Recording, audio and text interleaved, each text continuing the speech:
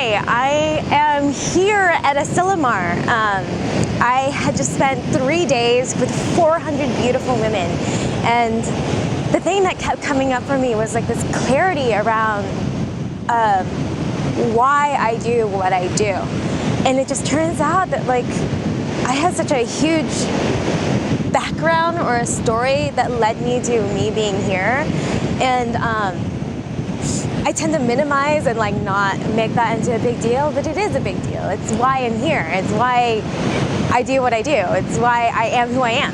So I just want to like re-presence that and share that with you as a way to connect to you and connect to my why and my purpose and what am I doing here. So what I do now is I coach men. I coach men to step into their vulnerability and their authenticity so that they can create better relationships. And I guess it's difficult for me to be like, oh yeah, because I used to be that dude who couldn't connect to his feelings. That's not actually the case. What was actually true for me, and what I think is actually true for a lot of people, is I grew up feeling really isolated and separated and alone. And I felt a lot of shame around wanting to be closer to people. And I think I was living in a home environment where I was made to feel, or I just perpetually felt like I wasn't good enough. And that translated over to my relationships, where I wasn't good enough to be happy, and I wasn't good enough to have connection, and I wasn't good enough to have the closeness that I wanted. And it was something that I really, really wanted. And it was really difficult for me to step into who I was as a person, feeling really isolated and separated and having to go hide from other kids. So as I was growing up, I remember when I was 8 or 9 years old, I went to a private Catholic school, and the kids there were really ambitious and outspoken, and I was really shy and introverted. And I remember during lunchtime, when the kids would get together and socialize, those were the times that I felt the most anxious and scared. And so every single day, I would have this excuse that I had a stomach ache or a headache or something was going on with me. I had some sort of ailment, and I would go and lie down in the nurse's office for the entire lunch break just so that I didn't have to interact with other children. And this continued on as I grew up.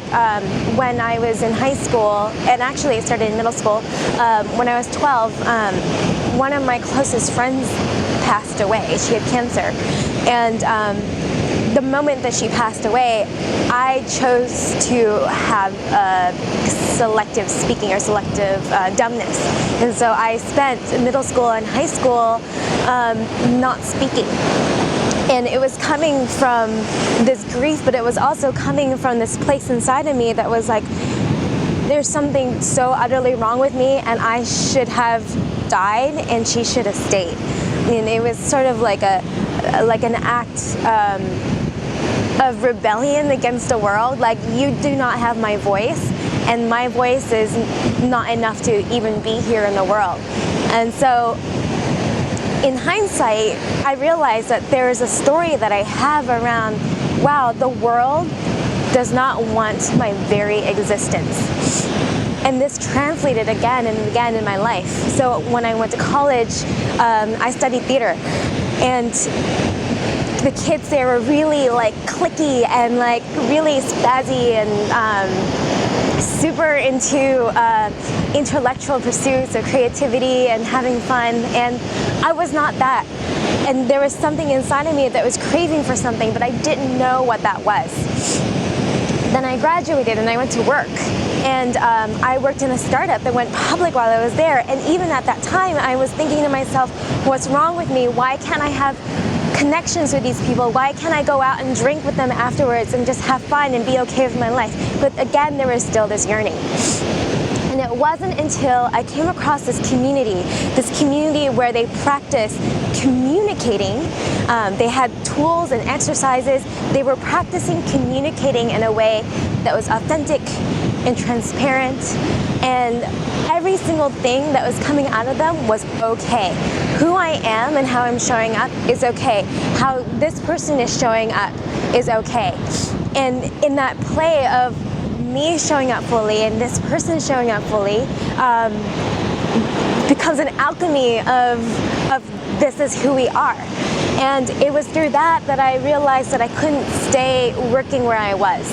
I couldn't stand seeing the layers that were brought onto some people when they walked into a professional environment and they had to be professional, or they got into some sort of relationship or community or groups of people where the way to hang out with each other and be with each other is to drink and to communicate or be in on the one level.